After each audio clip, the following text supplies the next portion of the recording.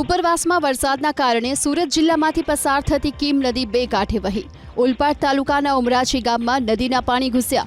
નદી કાંઠેથી 1 કિલોમીટર દૂર આવેલી શાળા જળમગ્ન થઈ. વેલાછાથી સેઠી ગામને જોડતો કીમ નદી પરનો બ્રિજ પાણીમાં ગરકાવ થયો. કીમ નદીની સપાટીમાં સતત વધારો થઈ રહ્યો છે. ઓલપાડના મામલતદારે નદી કાંઠાના ગામોમાં નિરીક્ષણ કર્યું. નદીની ભયજનક સપાટી 13 મીટર છે. હાલ નદી 11.50 મીટર પર વહી રહી છે.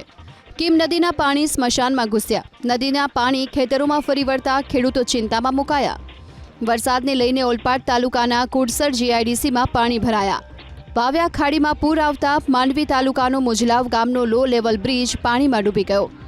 ઓલપાડમાંથી પસાર થતી સેના ખાડી સિઝનમાં ત્રીજી વાર ઓવરફ્લો થઈ. સુરત શહેરમાંથી પસાર થતી તાપી નદીનું રૌદ્ર સ્વરૂપ જોવા મળ્યું.